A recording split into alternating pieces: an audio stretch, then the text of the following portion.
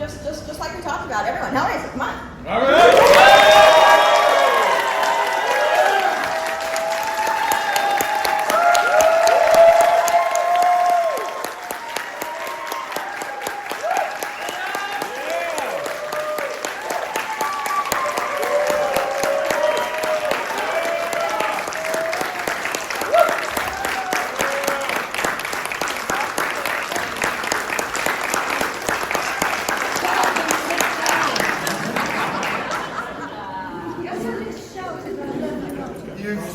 I did.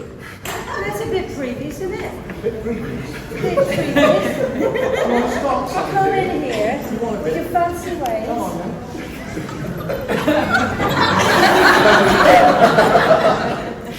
Sorry, that was the worst Cockney accent ever heard by English people.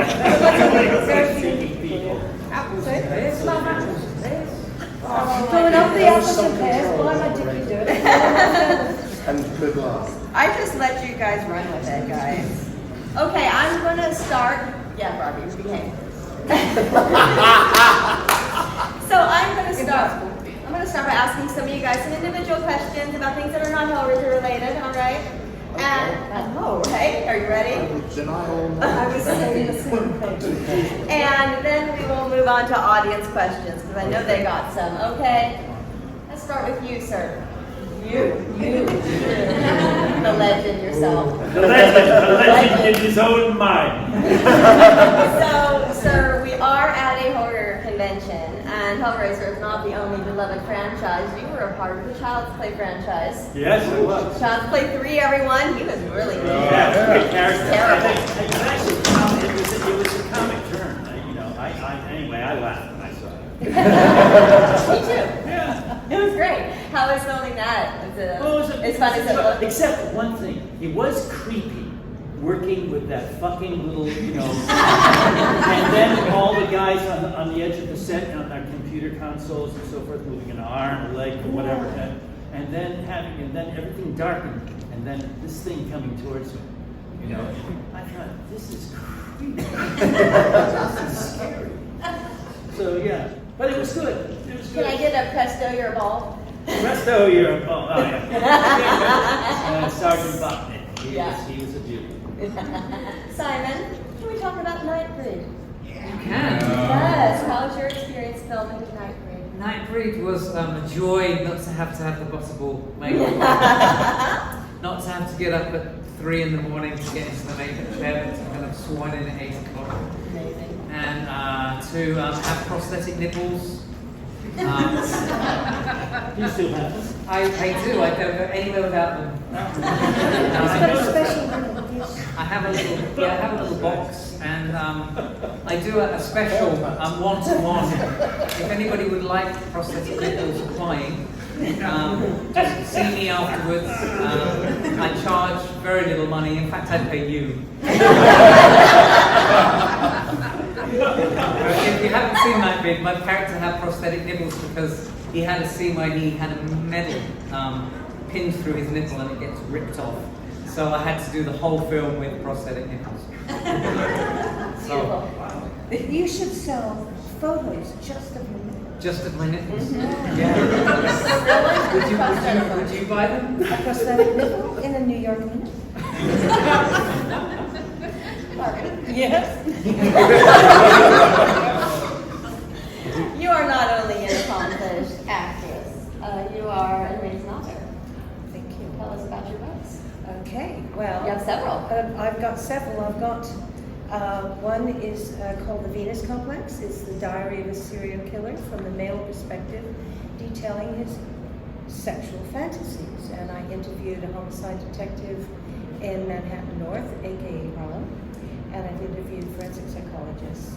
And to get as what I felt was the most truthful rendition of why someone spirals down from zero to, or up, to use from zero to psycho. And it's basically one of the taglines. But also it has an art thing. My serial killer is an art history professor at Syracuse University, which was my revenge against Syracuse University, which is where I came to school. But then was lucky enough I just gave a copy to Doug's wife, because she was interested in serial killers, and they came and told me he had read the book to her while she was doing her beautiful art. And I said, I would have loved to have heard that, and he said, we must talk about it. And he's done a brilliant, masterful job of the audible, is it audio book or audible? Well, I hope it's all. That was actually what I was going to ask you about, was your Spine Chiller series of We'll get audiobooks. to that. Yeah. So, Yeah. But Doug did a wonderful job, and one of the things, his smooth and venomous tones. Mm-hmm. But he would send us the vocal files, and I'd sit there, and there are moments when you just give something, if I can't stop my wife in a BMW, I don't want, just like little creepy things, and then and it was so wonderful. And it's great working with Doug again after all these years.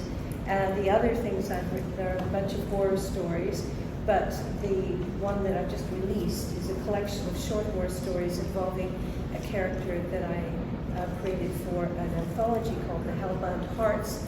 And Nick is also featured in that. Neil Gaiman, other wonderful authors. And this is about a female Cenobite.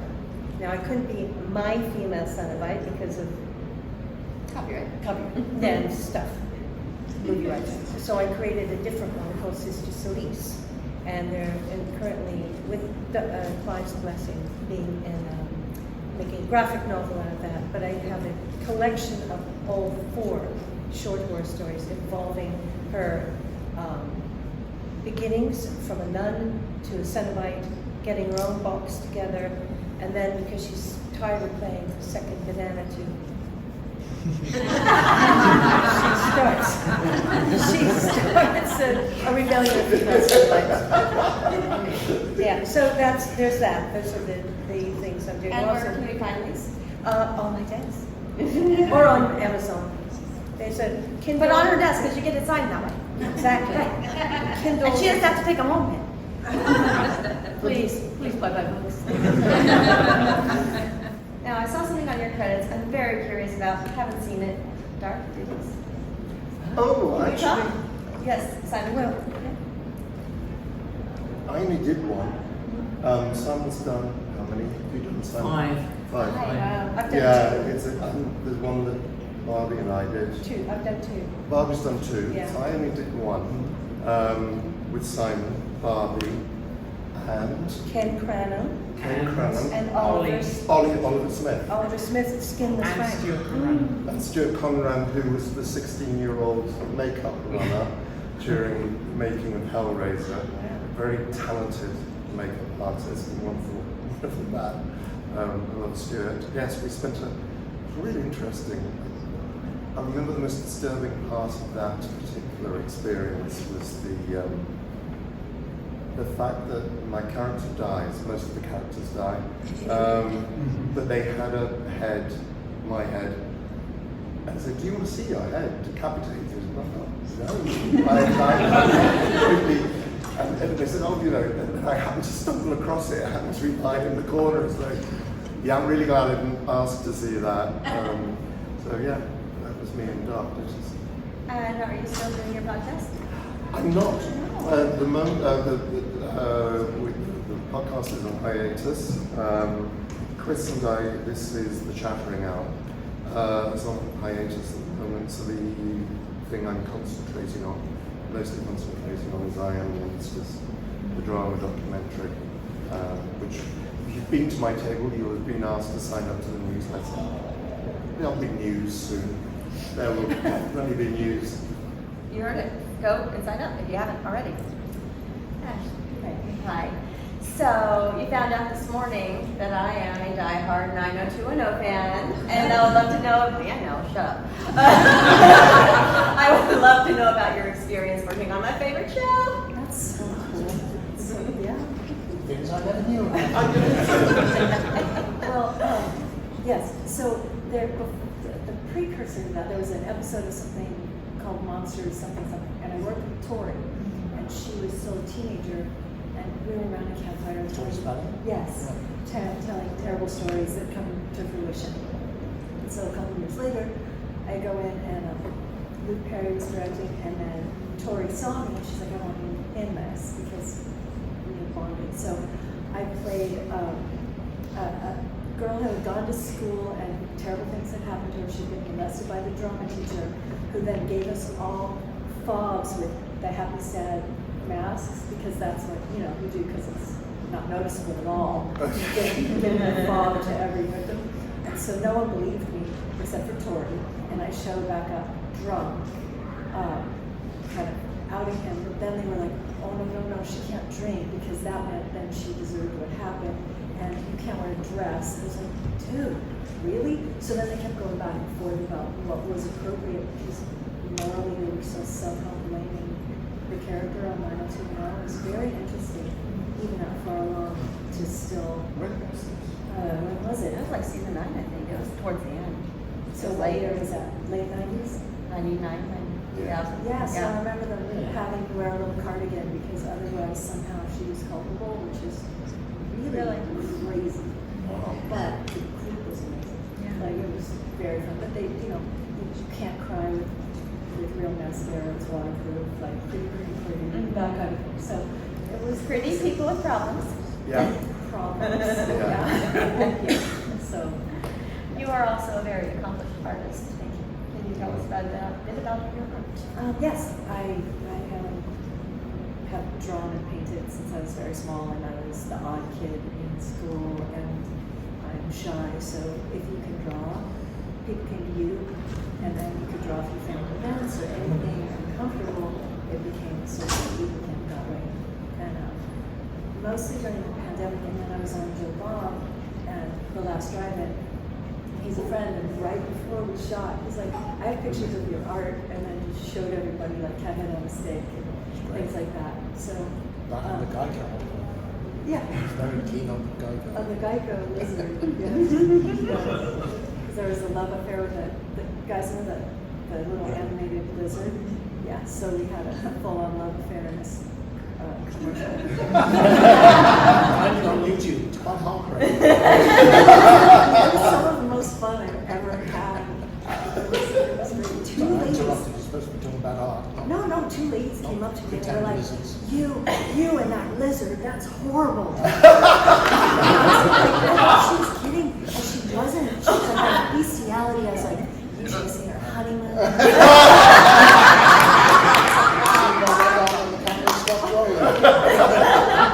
Actually, I don't know if you have it here, but in Chicago, you had your art on your table. Did you have that with you? or No, not? I was just showing on my phone. Oh, that's right, that's right. Because Clive's publishers want to do a coffee table That's what it of my art. Really?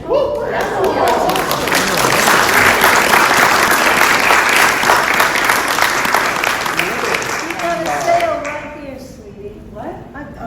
I want a copy of it. You You're do? astonishing. Wow, yeah. So I think all of us do. Yeah, She is. oh, yeah. She is. Yep. Maybe get a group discount. Oh, look at that. I don't want discount. I want everything she needs. I want her to get everything she deserves. Yeah, so richly. Yes, we're all absolutely. very lucky that we have this. Yes. Yeah. All right, last but not least, of course, our pinhead. Okay, give it up.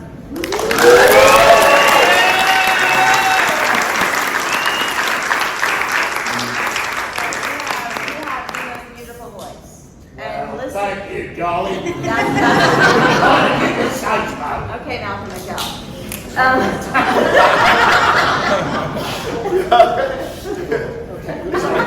There we go. That's what I was wanting.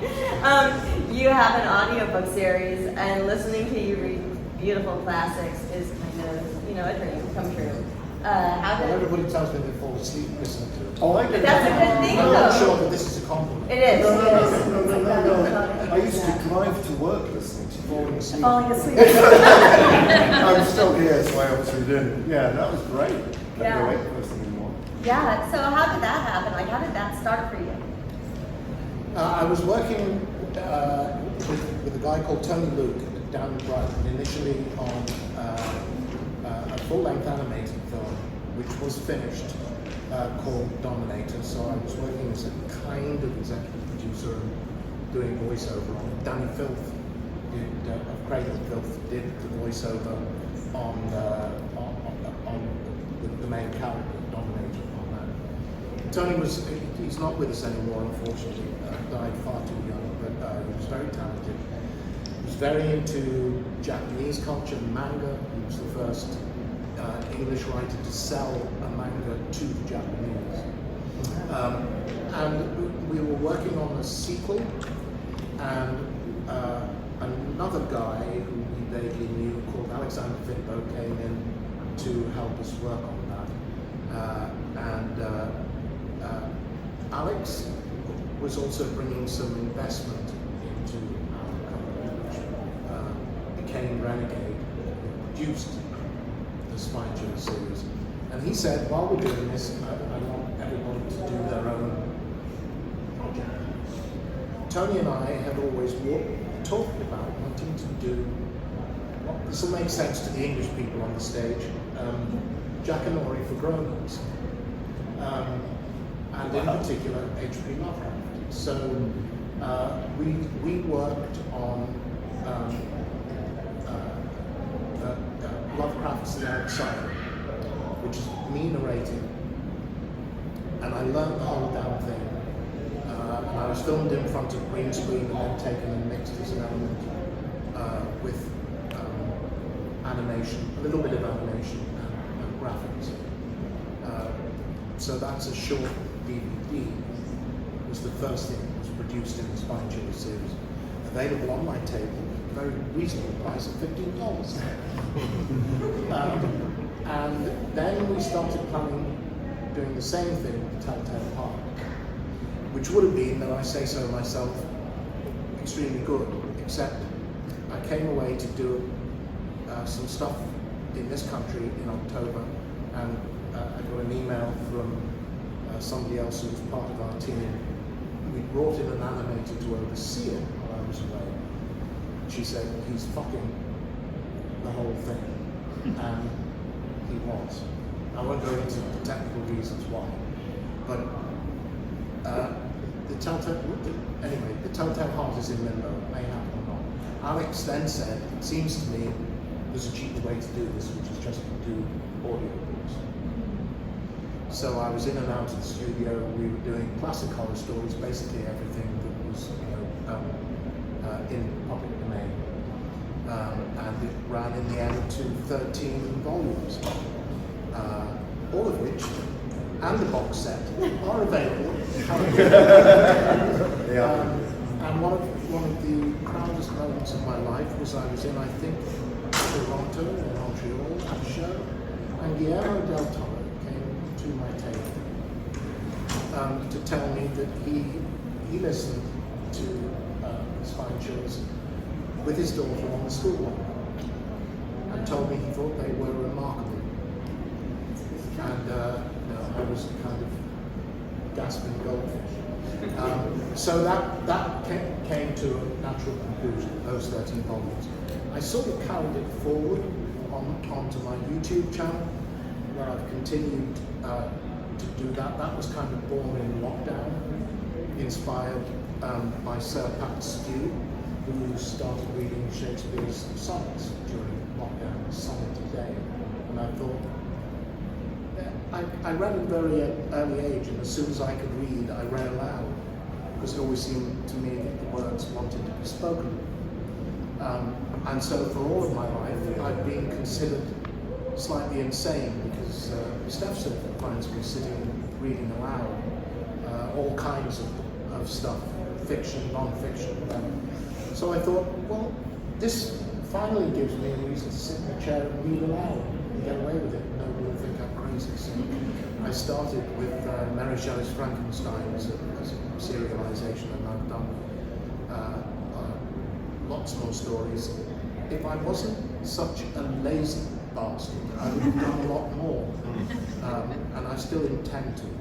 And I want to, the next serialization I want to do is Dr. Jekyll and Mr. Hyde. So that's my YouTube channel. Lots there to fall asleep to. It's a bedtime story. All right, do we have audience questions? Hey everybody. Stand up. I just want to talk about sex for a minute. Let's talk about sex, baby. So, when Hellraiser first came out, I was a very young, coming out gay man. When I was a teenager, I got like the kind of artwork I was attracted to. The first time I saw any Tom of Finland greeting cards or stuff like that and things like that, I just honed in on that. And then when I saw Hellraiser, it just lit up a lot of my sexual awakening. Pinhead is in my opinion, and I think I'm right, is the sexiest monster that has ever been.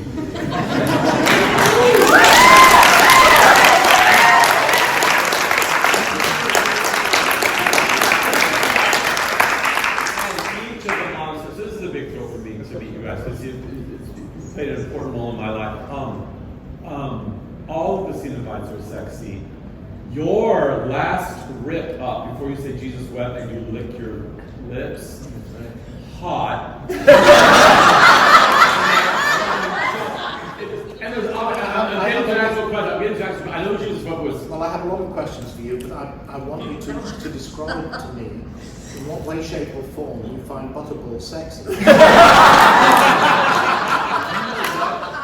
First of all,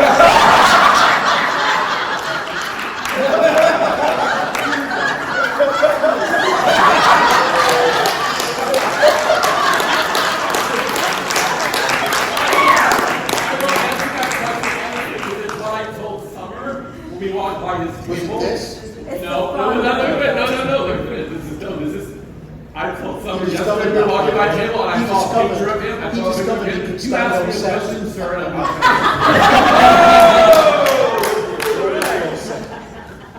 I said, never mind. I walked by the table and I looked at his picture and I said, oh, I never knew why Butterball was also sexy until I saw the picture. It was who was underneath it who was playing it. Thank you. So the point that I'm getting to is there's obvious moments that are sexual in the movie throughout the whole thing, right? But there's this whole layer of sensuality and sexuality. It's pervasive through some of the most horrible, horrible moments. You know what I mean? So I just want to know, as an actor, I understand what you're thinking about, what you're doing, how that generated through your makeup and your costume. Some of you more severe than others. I told you last night, I said, she is gorgeous. I mean, Pinhead turns me on, but she is stunning, you know, everything about it. But it wasn't just the makeup, it was how you guys carried yourself and how you moved and your determination and your focus and your relentlessness. All of those things, I'm just kind of spewing what I've been feeling for decades now, you know, and how much I appreciate it, you know, and so I guess in that, you know, if there were discussions, if there were thoughts, if there was, you know, things that you did as actors personally to get you there, you know, sharing some of those experiences, I think would be interesting.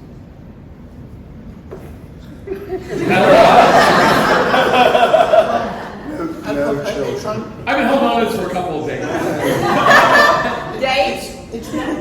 One of the things that alarms me about having so many children come to the table, or people now, probably most of you, tell me, I saw your movie when I was 5, I was 7. And I think to myself, what the fuck's sense to There's a guy, I don't know whether he's here, yesterday. He said to me, my dad took me to see Hellraiser 3. That was the first time. And I said, okay, cool. What age were you? 3. I said, what? Anyway, so Hellraiser is transgressive from start to finish, but a lot of it is under the radar, I think. A lot of it is strange. Even Kirsty has a very peculiar relationship with her father. Oh, that is absolutely. Is always under under. Pinhead wears a skirt, and it was actually, you know, it was just part of the costume to me. We were actually a little bit away to filming before I thought, this is weird, isn't it? I've got this kind of auto crucifixion head, and all this leather and muscle and butch, and then skirt. And it softens the image down. I don't know why it turns you on. I can't. That's for a discussion. I have told this story, which was when we were filming Hellraiser 3, and we just finished. I think it was a night shoot where Pinhead wipes out the whole of the nightclub. Yeah. So lots and lots of extras. And when we finished shooting, Larry Mortov, who's one of the producers, came to me and said, look, an awful lot of these extras are not being paid today. They're here principally because they've got a chance of being in a Hellraiser movie and being in a scene with you. Do you think you could just go and say hello to people? So I took off my costume and my skirt, put jeans on, and a jacket, and I was making my way to go and say hello. And two beautiful North Carolinian ladies appeared, one on each shoulder. And I said, hello. And one of them said, we were just wondering what it'd be like to have your babies. And I said, oh, well, the first thing you should know is that the pins go all the way down. Without a pause for breath, the voice on my other shoulder said, we were kind of hoping. So to each their own. Just like to say, you are not alone. I have met other people who fantasies based around the Seven Lights. And I'm sure, I told this story, I told the story in the show, that one of the magazines, I think it may have shown Doug as well, PFIQ, Piercing Fans International Quarter. And I did my research on this so that in I Am Monsters, I managed to reach out to the editor, who is still with us, and basically described the image that has haunted me for the last 30-odd years. It's the one I'm thinking of. It's making me cross my Yes, eyes. exactly, that one. And he said, oh yeah, I did research at the guy's past. I know exactly who you mean. So I have got the front cover to that particular edition in the movie. It's so obvious. I think Doug's absolutely right. It is understated. It's there if you want. But I remember through this, and I can't quite how I got involved in these things, Skin 2 magazine and the whole fetish scene. I can't remember who actually produced it. I like going to these balls and balls.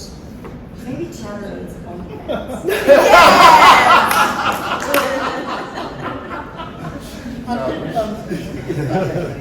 Body piercing was much less common Oh gosh, yeah.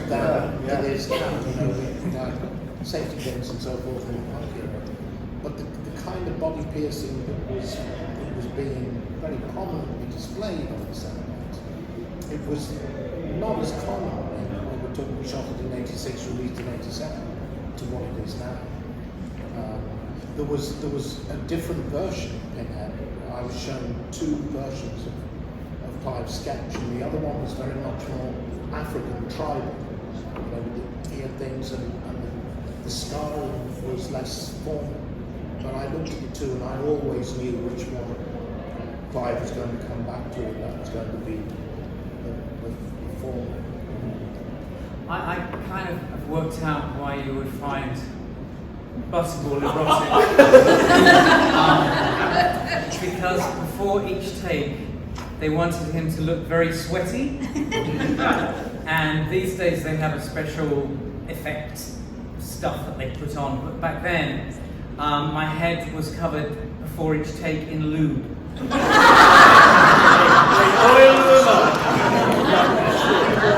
I was KY jelly. Our costumes all day long were lovingly slathered with glycerin and KY jelly.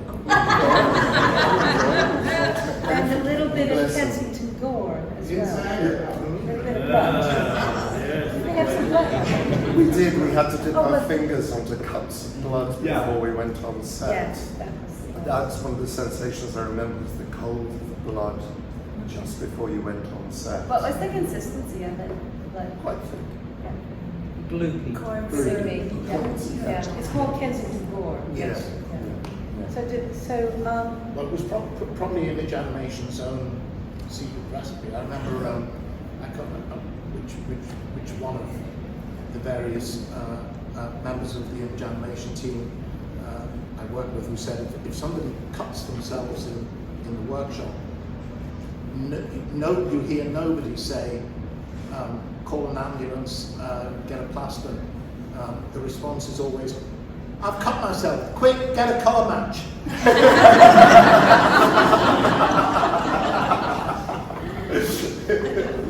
Do we have anyone in this section? Yes? Yeah, go ahead. one thing, okay, I have a photograph of the female Cenobite that I sell on my desk, and for many years I sold it, and it was very popular. And then I noticed, I looked at it closer, and there on my vulva throat, I saw this, and it was the tip of Channard's tentacle. And so that photograph was taken just before my death. I'm already dead, so I'm going to be killed. But wasn't always supposed to be. And so, and then I remembered with horror that I walked around all day with Channard's penis tentacle glued to my vulva throat, to the merriment of cast and crew. And one day, my hero, because I was also doing video review late at night on Channel 3 or whatever it was, and Barry Norman came to the set. He had hated the first film. He was So just to explain to Americans, Barry Norman, literally the BBC video. he was the review film program. critic for it. His father was 30 years. famous director as Decades, well. literally. And he was as a film critic, he was my hero. And so I hid. I couldn't believe this, right? I thought, well, he's going to see my penis tentacle glued to And so then I hid behind some boxes. He left, and then there's Jeff Porteous going, Barbie, where the hell are you? So I came out. Today's Barbie, right? Hi Barry, how are you doing? Have you noticed the penis tentacle glued to my throat? I also do film criticism, you know, because I was just, what was I thinking? Why was I sort of, I don't know, but it was freaking weird walking around. I came out of my dressing room, and Barry Normal, he was often referred to as, he was walking down the corridor with his Mac over his arm. Yeah. And I, in full makeup and costume, came out of my door and I said, oh, hello. And he sort of went, never mind. You scared Barry Norman? I did. That's so cool. But it's a good story too, because he had given Hellraiser a horrible review. He had absolutely trashed Hellraiser. While we were shooting Hellbound at Pinewood, he was doing his own series about Hollywood. And he introduced each episode sitting on a set, on a soundstage. So that they were looking around for films currently shooting in the UK that they could use. And Hellbound was one that they alighted. So they said, can Barry come and shoot his intros? And Clive and Chris Figg, the producer, said, absolutely. So he arrived. And they said, Barry, come this way. And they put him in a room, and Clive walked in with him, and Chris, and they shut the door, and they sat him down, and Clive looked him in the eyes and said, what do you think you're doing? Hellraiser is largely a British film in a great tradition of British horror movies. What gives you the right to destroy that work? And Barry Norman said, I don't like horror films. Clive said, I don't like war films. That's not true, by the way, but he said, I don't like war films. I don't care for westerns. I don't like light romances. But I know a really good war film when I see one. Your preferences have got absolutely nothing to do with the quality of the film you're looking at. And so by the end of it, he was kind of, and oh boy, did Hellraiser get a great review.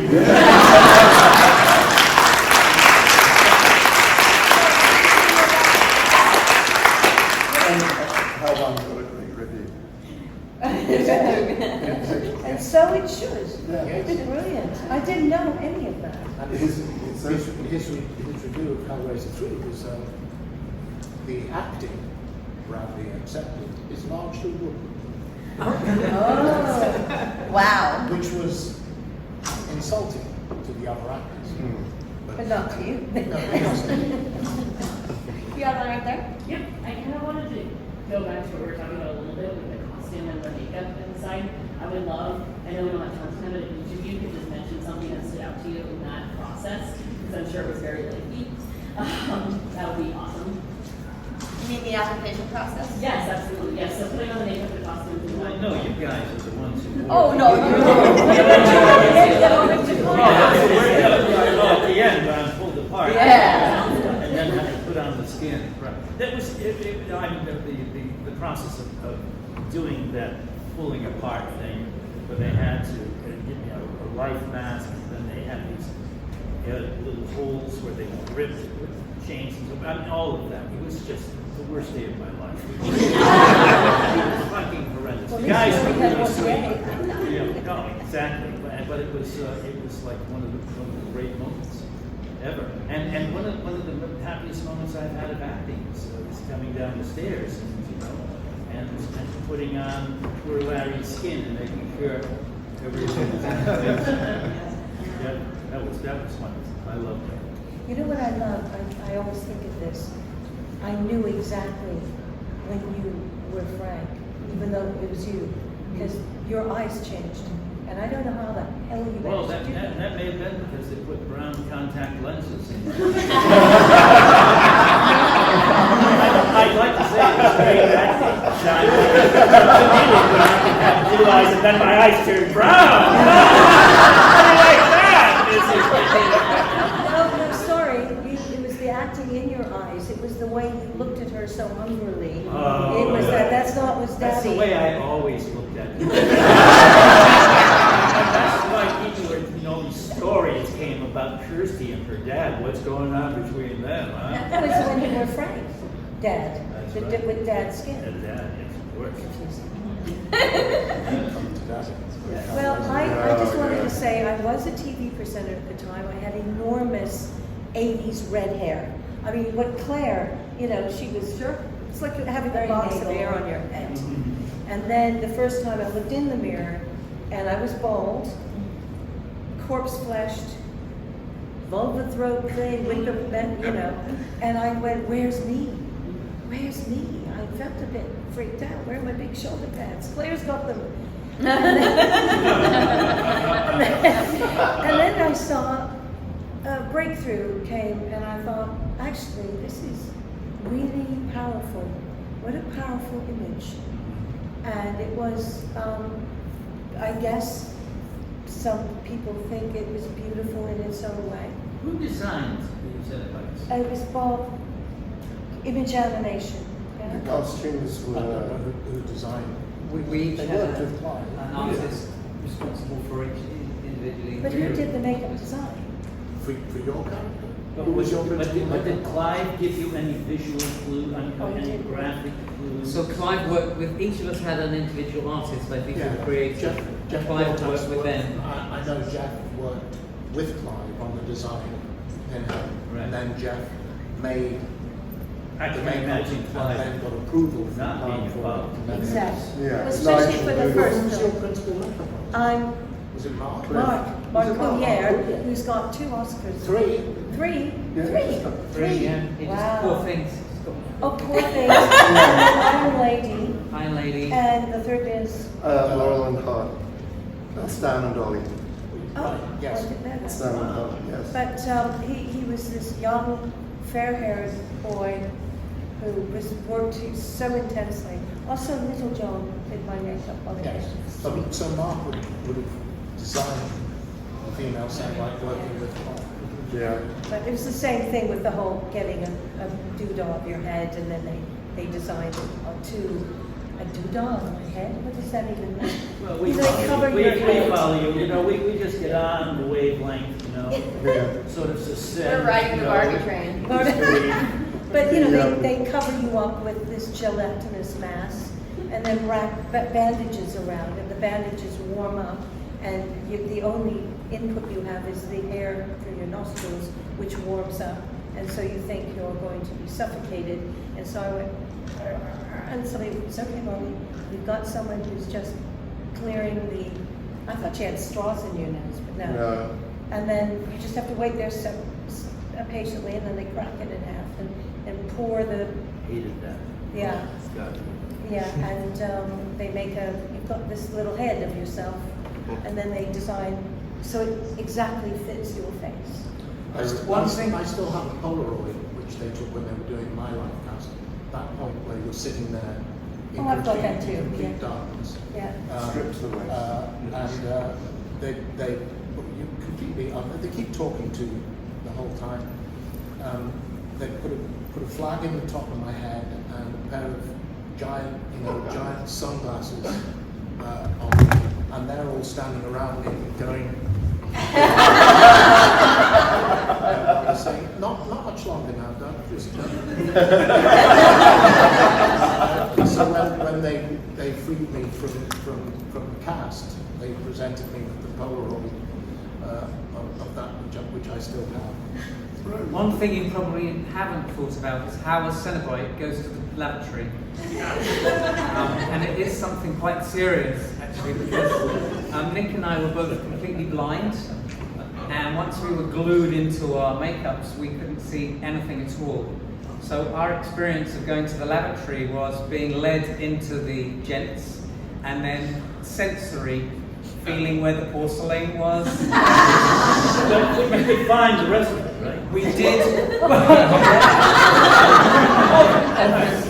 was Easily. Yeah. What are you saying? You gotta learn how to do it in the dark. So just to clarify, the only time I actually had to, these guys wore skirts. We all wore leotards, which obviously needs a leotard. They had skirts. I didn't. I had trousers with braces on, but I had a jacket on top that was zipped up the back.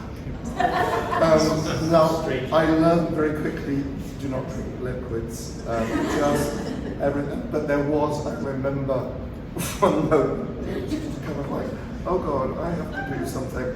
How the, and it was just pulling stuff and so that you could actually, I wasn't wearing a mask, but it was just, what the hell, how the hell did I did it cleanly, and I was very proud of that.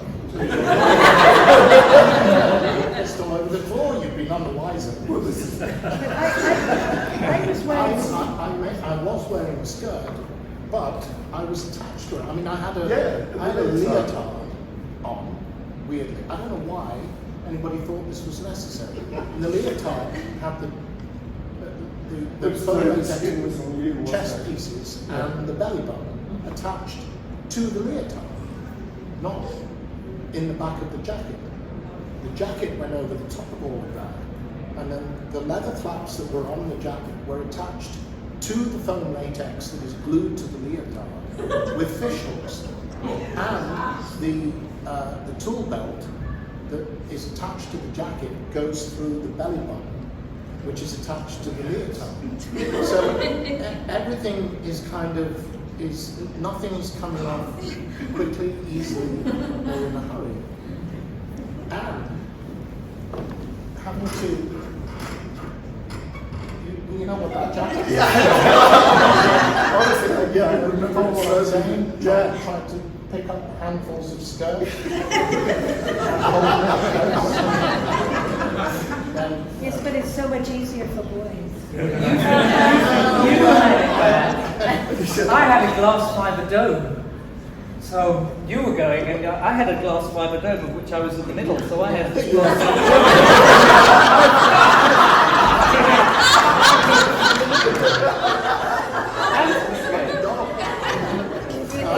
Number twos were out of the question. It's interesting because I thought I would be cold on set. I don't know why. So I was wearing very heavy, shiny lycra black leggings and my own leather boots. And I've always thought that it was more like cassocks than, you know, like what a priest would wear, than a skirt. That was kind of, or nuns even. But then I thought, halfway through, okay, halfway through the first day, I was starting to feel a bit funny because everything was covered, right? Remember, I don't know, maybe you're all too young, but there was this lovely film called Goldfinger, thank you. And they didn't leave the little bare patch at the base of the spine so this could breathe, and that's why poor Shirley Eden died covered in paint. And I was thinking about Shirley, and thinking, there's no part, except for my eyeballs, that's getting any oxygen, unless I was like breathing like a guppy. So the next time I just jettisoned the heavy leather lycra leggings, and so at least my thighs could breathe. So does that make any sense? Should I be telling the story? It's you know, your thighs don't breathe, you're not alive.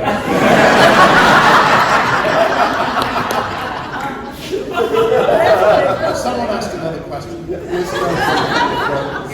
Yeah. So I read the Scarlet Gospel, and it blew my mind because you finally get to see just what the Hell Priest is truly capable of. And I guess I have two questions. The first one is, the entire time I'm reading this book, I'm picturing you and I'm hearing your voice. I'm wondering, first off, if you've read the book and what you thought of it, and second off, if that ever got made into a movie, because it's incredible if you haven't read it. Would you come back and do it? I have read it. I think it's brilliant.